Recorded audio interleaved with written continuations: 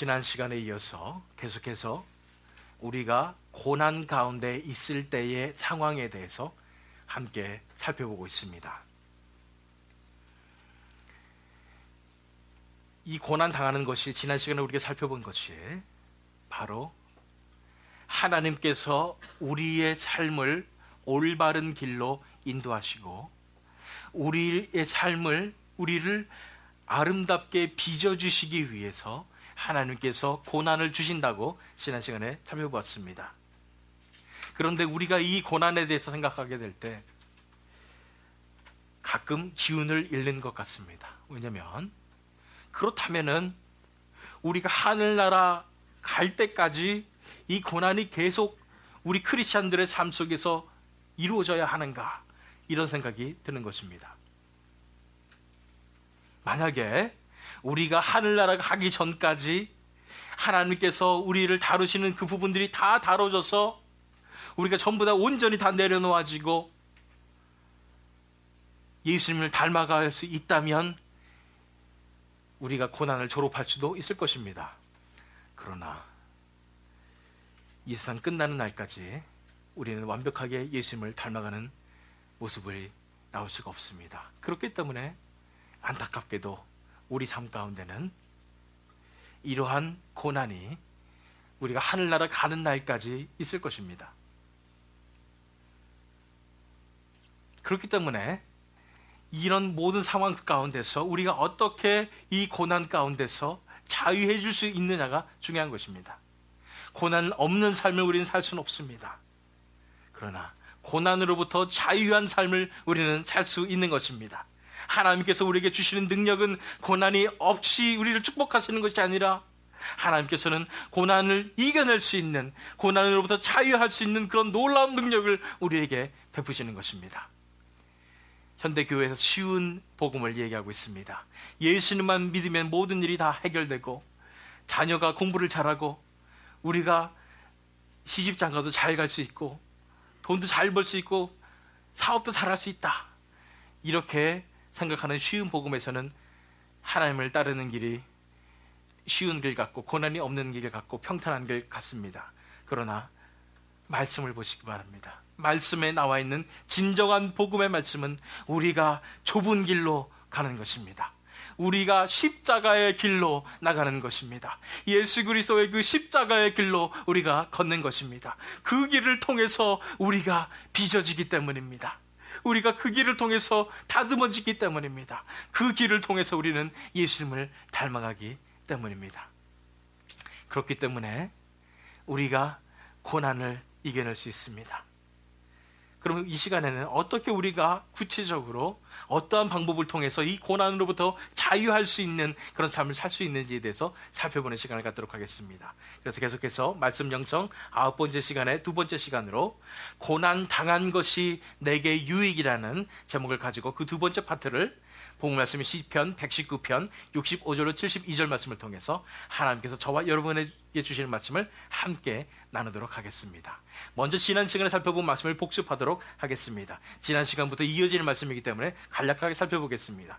첫 번째 지난 시간에 살펴본 것이 무엇이었냐면 하나님께서 우리에게 고난을 허락하시는 이유가 있다는 것입니다. 왜냐하면 우리가 삐뚤어진 길로 잘못된 길로 가고 있었기 때문에 우리를 거룩한 말씀의 길로 다시 인도하시기 위함이라는 것입니다. 그래서 하나님께서 우리를 다듬으시기 위해서 우리 모난 부분을 깎아주시기 위해서 이런 고난을 통해서 우리를 인도하신다고 우리가 살펴보았습니다. 고난에는 분명히 하나님의 목적이 있다는 것에 대해서 살펴보았습니다. 그래서 우리가 고난 가운데 있었을 때에 믿어야 할 것 3가지에 대해서도 살펴봤습니다. 첫 번째는 무엇이었냐면 고난이 하나님의 최고의 선물임을 믿으십시오 그랬습니다. 하나님께서 선하신 하나님께서 가장 최선을 다해서 우리를 배려해 주신 것이 바로 이 고난이라고 그랬습니다. 왜냐하면 이 고난을 통해서 우리가 하나님 나라 천국에 들어갈 준비가 되어가기 때문입니다. 이 고난을 통해서 우리가 예수님을 닮아갈 수 있기 때문입니다. 우리 소원인 거룩함이 이 고난을 통해서 이루어질 수 있기 때문입니다. 그렇기 때문에 고난이 하나님의 최고의 선물인 것입니다. 그것을 우리가 믿어야 되고요. 두 번째는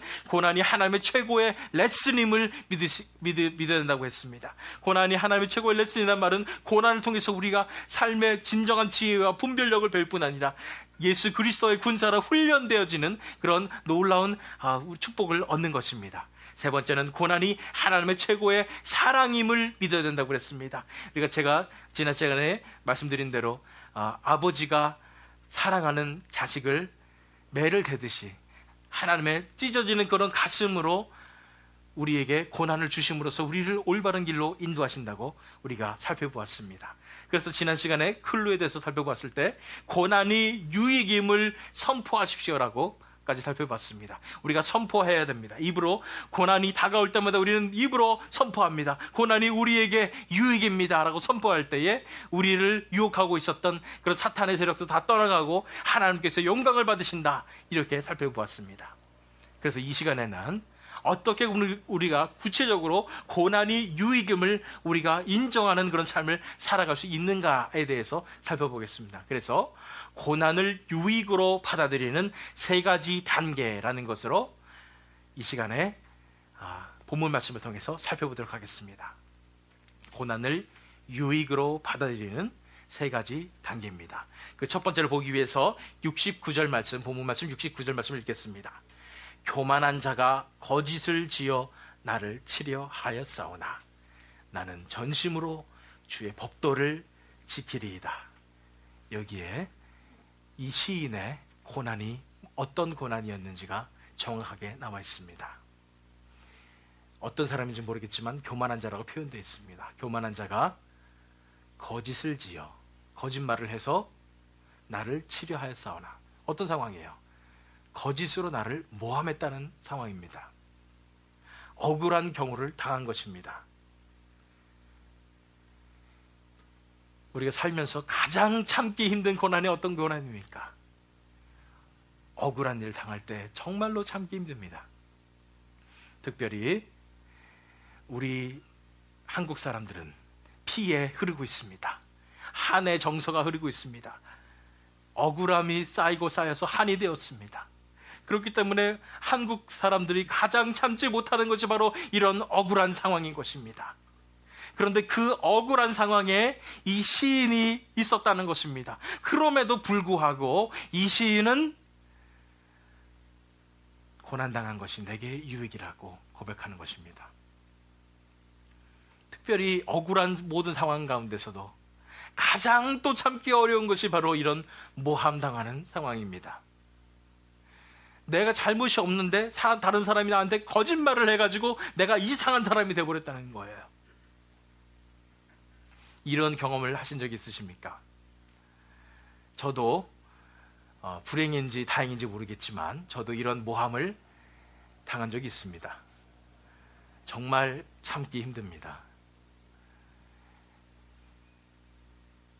그 모함을 당하면서 정말로 힘든 고난이구나, 이거는 어떻게 내가 참을 수가 없구나, 이런 생각이 들었는데, 그것도 하나님께서 이겨내게 하시면서 깨닫게 하시는 것은, 내가 이제 목회자인데 앞으로도 수많은 이런 모함이 있을 수도 있겠구나, 이것을 위해서 하나님께서는 이렇게 허락하셨구나, 이런 생각을 해봤습니다. 그러나 어쨌건 이 고난 가운데서도 가장 참기 힘든 것이 억울함이요, 그 중에서 가장 참기 힘든 것이 바로 모함을 당하는 것입니다.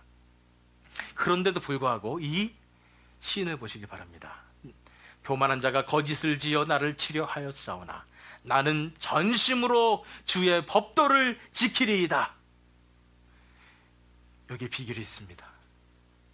이러한 가장 참기 힘든 고난, 모함을 당하는 이런 억울한 상황 속에서 이 시인은 택하였어요.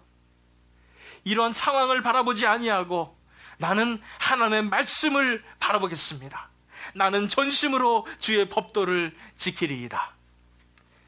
고난을 유익으로 받아들이는 세 가지 단계 중에 첫 번째 단계는 이것입니다. 상황을 바라보지 말고 말씀을 바라보십시오.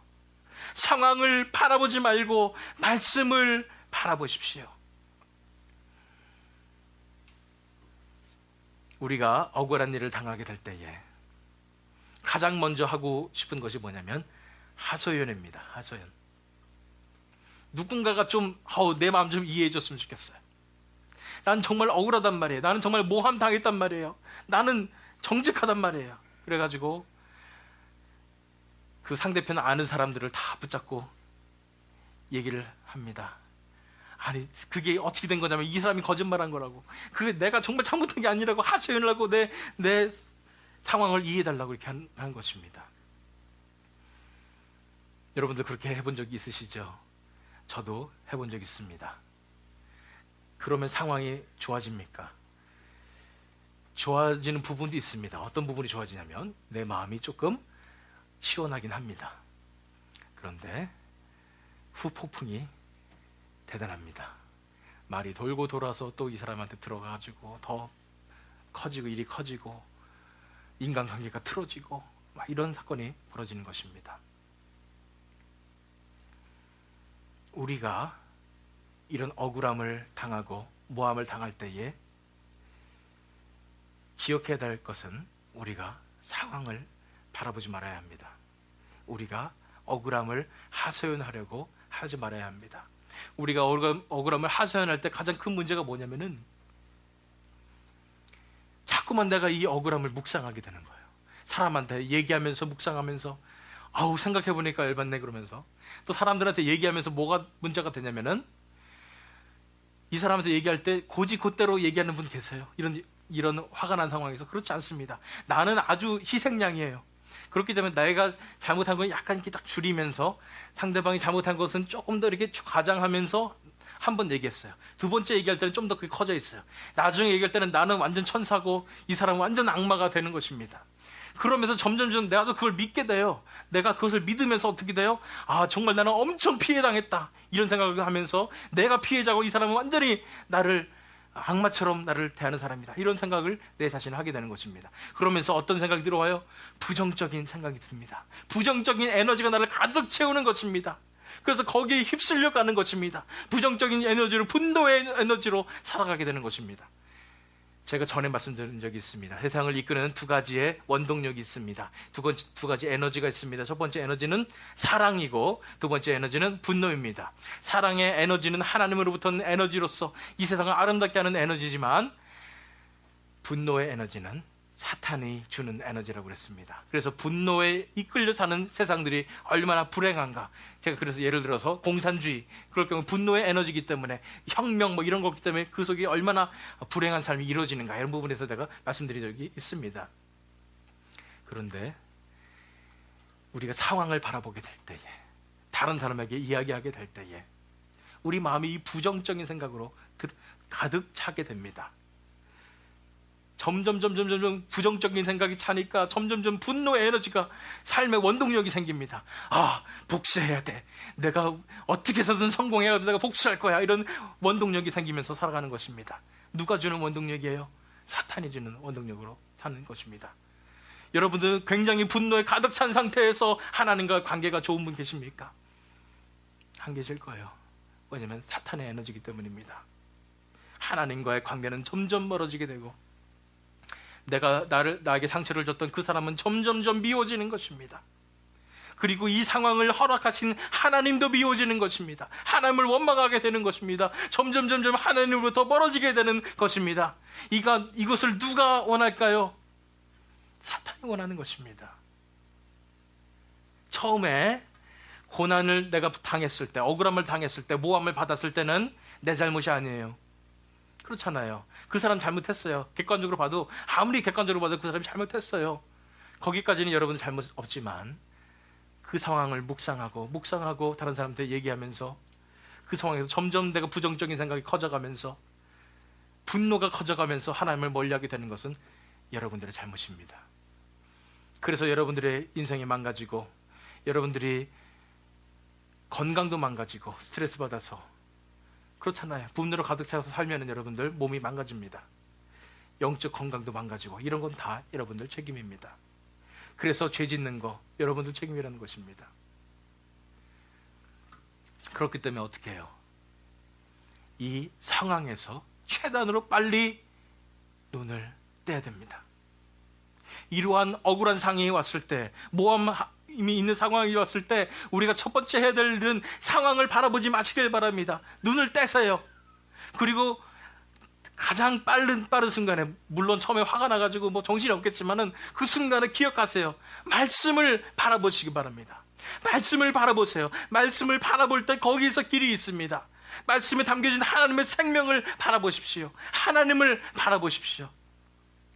하나님을 바라볼 때 어떤 일이 생기냐면 우리에게 믿음이 생깁니다. 아, 이 상황도 하나님께서 해결해 주실 것이다. 난 믿음이 생기는 것입니다. 나는 너무나 억울하고 나는 피해자고, 사실은 이 피해자라는 생각이 가장 위험합니다. 내가 피해자다. 자기 연민에 빠지는 것입니다. 점점 자기를 불쌍하게 만들어 가는 것입니다. 그게 얼마나 우리 인생을 좀먹는지 몰라요. 그런데 이런 생각을 가지기 앞서서 하나님께 모든 것을 맡기게 되었을 때에, 하나님을 바라보게 되었을 때 하나님께서 이 상황도 분명히 해결해 줄 것이라는 믿음으로써 우리가 하나님 앞에 이 상황을 맡겨드리는 것입니다. 제가 앞에서 말씀드렸죠. 저도 모함을 당한 경험이 있다고 말씀드렸습니다. 구체적으로 다 말씀드리지 못하지만 예를 들어서 이런 상황입니다. 제가 전에 섬기던 그런 교회 중에 하나입니다. 그런데 제가 교회가 잘못된 방향으로 가는 것을 보면서 제가 아는 사람들에게 그러면 안 될 것 같다, 이런 사적인 말을 했는데 그게 소문이 퍼지고 돌고 돌아가지고 제가 갑자기 징계를 받아야 된다는 것입니다, 교회에서. 그래서 제가 징계 사유를 보니까 이런 사람이라면 정말 징계를 받아야 되겠구나 라는 생각이 들었습니다. 제가 옛날부터 있었던 이 모든 일을 다 거짓까지 보태가지고 저를 완전히 죽일 사람으로 이렇게 만들어 놓은 그런 사회를 딱 보게 됐습니다. 너무나 억울하더라고요. 그리고 이거는 정말로 이런 모함도 이런 모함일 수 없구나, 사람들이 어떻게 이렇게 악할 수 있는가, 이런 생각까지 했습니다. 그런데 제가 물론 처음에는 화가 나고 억울하고 막 미치겠던 거예요. 그러나 하나님 앞에 기도할 때 하나님께서 잠잠해라, 내가 해결하리라 라는 믿음을 주셨어요. 그래서 징계도 다 당했습니다. 당하고 입을 열지 않았습니다. 잠잠했습니다. 그 뒤에 하나님께서 해결해 주셨을까요? 예, 해결해 주셨습니다. 제가 걱정하던 그 사상이 지금 현재로서는 이단적인 사상이라고 거기에서 다 정리가 돼버렸습니다. 그래서 저는 마치 독립투사같이 그것을 위해서 징계를 받은 그런 사람이 됐습니다. 자랑스럽게 얘기할 수 있습니다. 나는 이런 이단 사상을 위해서 내가 싸우다가 징계받은 사람이다, 이렇게 얘기를 할 수가 있습니다. 나를 모함했던 분들은 하나님께서 다루심을 보게 되었습니다. 하나님께 맡겨드릴 때 하나님은 분명히 해결해 주십니다. 믿으시기 바랍니다. 여러분 뜻대로 해결하려고 하면은 절대로 해결이 안 되고 나만 죽습니다. 분노의 에너지에 죽습니다. 하나님으로부터 멀어지고 사탄을 쫓아가는 것입니다. 그런데 상황에서 눈을 떼서 말씀을 바라보게 될 때, 하나님을 바라보게 될 때 하나님께서 내 삶을 인도하실 때 해결해 주시고 나의 억울함을 풀어주시고 나의 명예를 살려주실 것입니다. 그렇기 때문에 고난을 당하게 될 때 첫 번째 우리가 기억해야 될 것이 이것입니다. 상황을 바라보지 말고 말씀을 바라보십시오. 하박국 3장 17절 18절 말씀입니다. 비록 무화과 나무가 무성하지 못하며 포도나무에 열매가 없으며 감람나무에 소출이 없으며 밭에 먹을 것이 없으며 우리의 양이 없으며 외양간에 소가 없을지라도 나는 여호와로 말미암아 즐거워하며 나의 구원의 하나님으로 말미암아 기뻐하리로다. 만약 여러분들 가운데 이런 어려움 가운데 있다면, 경제적인 어려움 가운데 있다면 그 상황을 바라보지 마시기 바랍니다. 이 하박국 선지자처럼 무화과 나무에 무성하지 못하며 아무것도 없어요. 기댈 언덕이 하나도 없어요. 그러나 상황을 보지 말고 어딜 바라본다고요? 말씀을 바라보게 될 때, 하나님을 바라보게 될 때, 이 천지를 주관하시는 하나님을 바라보게 될 때 나는 여호와로 말미암아 즐거워하며 나의 구원의 하나님으로 말미암아 기뻐하리라는 고백을 하실 수 있는 것입니다. 왜냐하면 하나님께서 나를 먹여 살리실 거니까요. 하나님께서 내 삶을 해결해 주실 것이니까요. 인도해 주실 것이니까요. 그렇기 때문에 고난을 당하게 될 때 첫 번째, 상황을 바라보지 말고 말씀을 바라보십시오. 그것이 첫 번째 단계입니다. 두 번째를 보기 위해서 70절 말씀을 읽도록 하겠습니다. 저희 마음은 살쪄 지방 같으나 나는 주의 법을 즐거워하나이다. 저희는 누구를 얘기할까요? 교만한 자들을 얘기합니다. 그 공격하던 그 사람들을 얘기하는 것입니다. 그 사람들의 마음이 살쪄서 지방 같다. 이게 과연 무슨 표현일까? 이것은 원어 성경을 보고 또 문화적인 배경도 살펴봐야 됩니다. 이 말은 뭐냐면 한마디로 마음에 기름기가 껴가지고 역겨운 그런 상황을 얘기하는 것입니다. 제가 제일 신뢰하는 영어 트랜슬레이션 중에 가장 신뢰하는 NASB에 보면 어떻게 되냐면은 마음에 지방이 커버되어 있다, 이렇게 덮여 있다, 이렇게 얘기하는 것입니다. 그 말을 다른 표현을 한다면, 성경적인 영어로 표현한다면 양심에 화인 맞은 그런 사람들 같은 상황이 됐다는 것입니다. 이들은 마음에 무엇을 먹였길래 이렇게 살이 쪘을까요? 이렇게 더러운 기름이 꼈을까요? 아까 제가 말씀드린 바와 같이 자기 연민으로 채웠습니다. 자기 사랑으로 채웠습니다. 자기 욕심으로 채웠습니다. 이기적인 마음으로 자꾸만 자기의 마음에 먹이다 보니까 마음이 이토록 오염되어서 거짓말로 남을 모함할 정도의 악인이 된 것입니다. 그런데 이에 비해서 이 시인은 뭐라고 얘기하고 있습니까? 나는 주의 법을 즐거워하나이다. 나는 주의 법을 즐거워하나이다. 악인들은, 교만한 사람들은 자기 마음 가운데 자기 연민으로, 자기에 대한 사랑으로 다 채우느라고 이렇게 기름기가 껴서 오염되었지만은, 이 시인은, 하나님을 바라는 사람은 주의 법, 말씀으로 자신의 마음을 채웠기 때문에 건강한, 진정한, 아름다운, 건강한 의미의 살찌우는, 영혼이 살쪄지는 그런 역사를 경험했다는 것입니다. 두 번째 단계는 이것입니다. 고난을 영혼을 살찌우는 기회로 삼으십시오 라는 것입니다. 고난을 영혼을 살찌우는 기회로 삼으십시오라는 것입니다. 우리가 고난을 당할 때에 두 가지의 살찌우는 길이 있습니다. 첫 번째는 마음을 이러한 자기가 피해자라는 의식, 자기 연민, 자기 사랑, 이런 것들로 채워가지고 기름기가 디륵디륵한 그런 살찌는 상황이 첫 번째고요. 두 번째는 말씀으로 우리 영혼을 건강하게 아름답게 살찌우는 것이 두 번째 길입니다. 어떤 길을 택하시겠습니까? 우리가 입에 단 음식은 몸에 안 좋다는 것은 우리가 잘 알고 있습니다. 우리가 고난을 당할 때, 우리가 억울한 일을 당할 때, 모함을 당할 때 자꾸만 입에 달게 느껴지는 것이 뭐냐면은 이러한 다른 사람에 대한 안 좋은 얘기하는 거, 이런 것입니다. 자기 연민에 빠지는 거, 이런 것입니다. 너무 달콤해요. 내가 정말 불쌍하다는 생각을 하게 되면은 너무 이 생각이 달콤해요. 맞아, 그래. 나를 괴롭힌 이 사람들에 대해서 다른 사람하고 함께 공감하면서 욕하면은 너무너무 달콤한 거예요.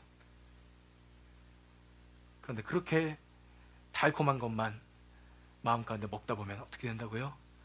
마음이 오염되는 것입니다. 기름으로 오염되는 것이에요. 우리가 입에 달다고 단 것만 먹고 기름진 것만 먹고 이렇게 되면은 우리 육체가 어떻게 됩니까? 저같이 이렇게 비만이 되는 것입니다. 그런데 우리가 균형 잡힌 식사를 하면서 우리가 음식을 골고루 잘 섭취하면서 균형 잡힌 생활을 하면 어떻게 됩니까? 건강하게 몸이 건강해지는 것입니다. 우리가 이 고난을 이 기회로 삼아야 되는 것입니다. 하나님께서 고난을 주실 때 말씀만을 붙잡고 말씀을 먹음으로 마음의 영혼의 양약인 말씀만을 붙들음으로 말미암아 우리 마음이 건강하게 살찌게 되는, 우리가 예수 그리스도를 점점점 닮아가게 되는 그런 역사를 경험해야 된다는 것입니다.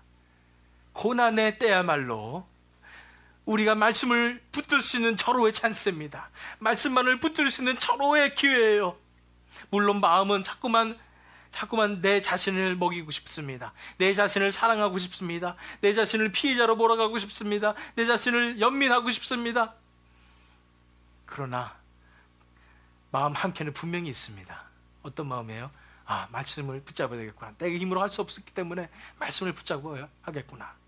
그 상황에서 내 자신을 먹이는 이것을 치우고 말씀으로 나가시란 말입니다. 그때야말로 말씀을 붙잡을 수 있는 절호의 기회입니다. 간절한 마음으로 말씀만 붙잡으시길 바랍니다. 그 속에 담겨진 하나님의 생명을 붙잡으시기 바랍니다. 그럴 때 하나님의 생명이 우리를 살찌우실 것입니다. 이 고난의 기회를 통해서 우리를 먹이실 것입니다. 마태복음 4장 4절 말씀입니다. 예수께서 대답하여 이르시되 기록되었으되 사람이 떡으로만 살 것이 아니요 하나님의 입으로부터 나오는 모든 말씀으로 살 것이라 하였느니라 하시니, 우리가 하나님의 말씀으로 나아갈 때 그 말씀이 우리를 먹이실 것입니다. 그 말씀이 우리를 채우실 것입니다. 우리의 이 상처받은 마음을 어루만지실 것입니다. 우리의 이 허전한 마음을 채워주실 것입니다. 말씀이 진정한 영혼의 양식이 되어서 우리가 이 고난을 당할 때 말씀을 통해서 영혼이 살찌워지는 놀라운 역사를 경험하게 될 줄로 믿습니다. 그것이 두 번째 단계였고요. 세 번째 단계를 보기 위해서 71절 말씀을 보도록 하겠습니다. 고난 당한 것이 내게 유익이라. 이로 인하여 내가 주의 율례를 배우게 되었나이다. 고난 당한 것이 내게 유익이라는 말씀 우리가 배웠습니다. 그런데 이로 인해서 내가 주의 율례를 배우게 됐다는 것입니다. 다시 말해서 우리가 고난을 당하는 그런 목적이 뭐냐면 하나님으로부터 뭔가를 배우기 위해서 그렇습니다. 우리 삶에 뭔가를 하나님께서 다루시기를 원하신다는 것입니다. 하나님께서 뭔가 우리에게 하나 내려놓으라고 이 고난을 주신다는 것입니다. 그렇기 때문에 세 번째 단계는 이것입니다. 고난을 통해 다뤄져야 할 문제를 분별하십시오라는 것입니다. 고난을 통해 다뤄져야 할 문제를 분별하시길 바랍니다. 고난을 당할 때 나 힘들어 하고 그냥 나자빠 계시지 마시고 그냥 고난을 딱 당할 때 왜 이 고난을 나한테 허락하시는 거지? 내 삶에 어떤 문제가 다뤄져야 하는 거지? 라고 생각하시길 바랍니다. 제가 얼마 전에 허리가 아파서 카이로프랙터한테 갔습니다. 처음 가보는 곳이었는데 거기에서 그 카이로프랙틱 하는 분들 중에 마사지 하는 분이 저를 이제 진단을 했습니다. 그런데 제가 딱 엎드려 있고 이분이 제 척추를 이렇게 딱 만지더니 갑자기 한 군데를 딱 짚더니 여기 아프죠? 그러는 거예요. 근데 진짜 아프더라고요. 아프다고. 그랬더니 이쪽을 딱 하더니 여기 아프시죠? 여기 아프다고. 제 몸에 스트레스 받은 것, 아픈 것을 하나하나 제가 그러지도 않았는데 딱 만지고 아는 것입니다. 정확하게 다 짚어내는 걸 보면서 와, 대단하다는 생각이 들었습니다.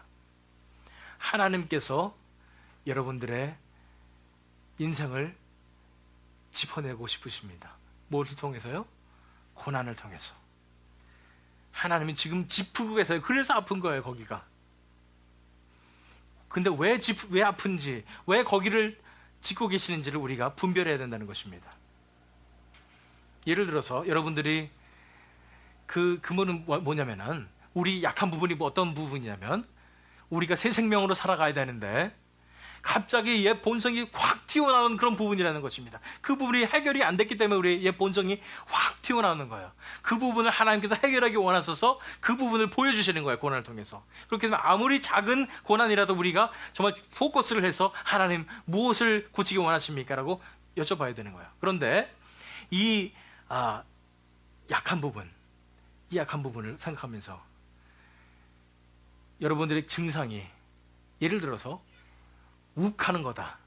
갑자기 내가 욱하는 게 확 튀어나온다 그러면은 뭐가 이것을 트리거 하느냐, 뭐가 이 방아쇠를 당겨서 그렇게 하게 만드느냐를 살펴볼 필요가 있습니다.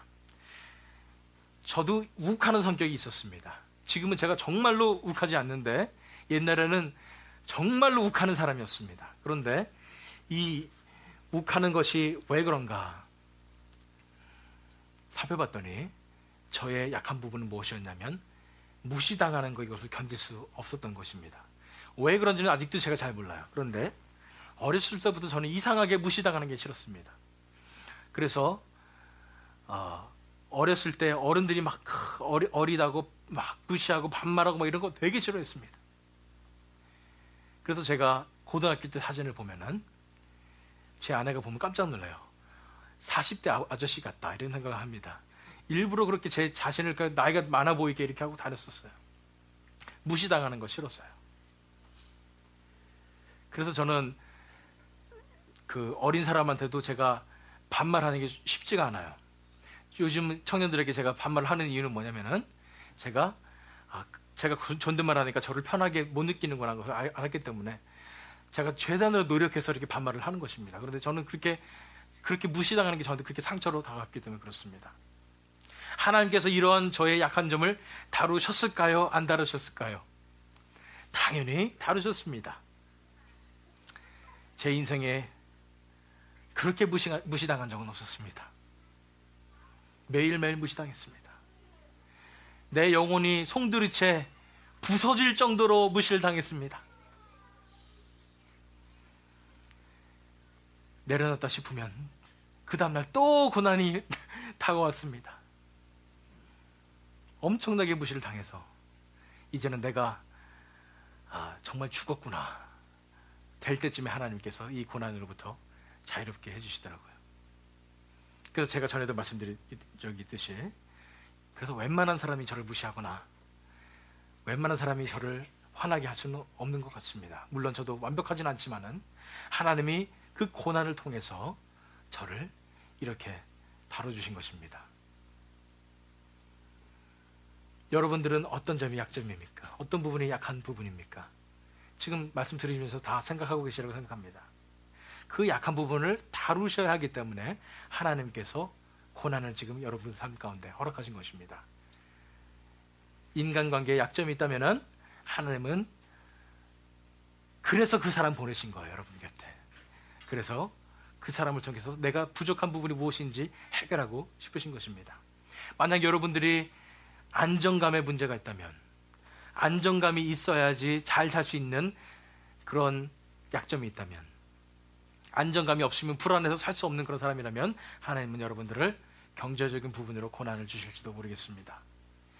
이런 경제적인 부분에 우리가 쉐이크하게 될 때에 정말로 하나님께만 맡길 수 있는 그런 믿음이 있는가, 하나님이 나를 먹여 살릴 것이라는 그런 믿음이 있는가를 보기 위해서 하나님께서 고난을 주실 수도 있습니다. 이 모든 고난 가운데서 공통적인 것은 뭐냐면 우리가 그래서 우리의 약한 부분들이 내려놓아지고 하나님 앞에 해결되어야 된다는 것입니다. 하나님께서 보여주시고 계십니다. 지금 고난을 통해서 이거야 하면서 짚어주고 계시는 것입니다. 그때 우리가 어떻게 해야 돼요? 하나님 앞에 무릎 꿇고 순종하며 하나님 알겠습니다. 내려놓겠습니다. 내가 아직도 살아있었군요. 하나님 잘못했습니다. 내 자신을 십자가에 못 박습니다. 이러면서 하나님 앞에 나와야 하는 것입니다. 그럴 때 하나님께서 해결해 주실 것입니다. 고난을 유익으로 받아들이는 세 가지 단계 살펴보고 있습니다. 히브리서 12장 10절 11절 말씀 보세요. 그들은 잠시 자기의 뜻대로 우리를 징계하였거니와 오직 하나님은 우리의 유익을 위하여 그의 거룩하심에 참여하게 하시느니라. 무릇 징계가 당시에는 즐거워 보이지 않고 슬퍼 보이나 후에 그로 말미암아 연단받은 자들은 의와 평강의 열매를 맺느니라. 지난 시간에도 살펴본 말씀입니다. 하나님께서 우리의 유익을 위해서 우리를 다뤄주시기 위해서 우리의 연약한 부분을 치유하여 주시기 위해서 그의 거룩함에 참여하게 하기 위해서 우리에게 고난을 주시는 것입니다. 그 고난을 당했다고는 당연히 힘들어요. 당연히 견디기 힘듭니다. 그런데 우리가 이 부분을 위해서 하나님께서 고난 주신 것을 깨닫고 하나님 앞에 내려놓고 해결받을 때에 하나님은 이 고난으로부터 우리를 자유케 하시는 그런 역사를 주시는 것입니다. 뿐 아니라 우리가 연단 받았기 때문에 어떻게 된다고요? 의와 평강의 열매가 우리 삶 속에서 맺혀지게 되는 것입니다. 우리가 점점 예수님을 닮아가는 그런 진정한 크리스찬들이 되는 것입니다. 세 가지 살펴볼게요. 첫 번째, 상황을 바라보지 말고 말씀을 바라보십시오. 상황으로부터 최대한 빨리 눈을 떼시고 이제 하나님의 말씀을 해결해 주신다는 그 믿음을 바라보십시오. 두 번째는 고난을 영혼을 살찌우는 기회로 삼으십시오. 내 자신을 이기주의로 자기가 피해 당했다는 그런 마음으로 찌우지 마시고요. 말씀으로 지으시란 말입니다. 세 번째는 고난을 통해서 다뤄야 할 문제를 이제 분별하시기 바랍니다. 고난 주신 목적이 반드시 있습니다. 그것을 분별하고 그것을 하나님 앞에 내려놓으시길 바랍니다. 이제 마지막 초청의 말씀을 드리도록 하겠습니다.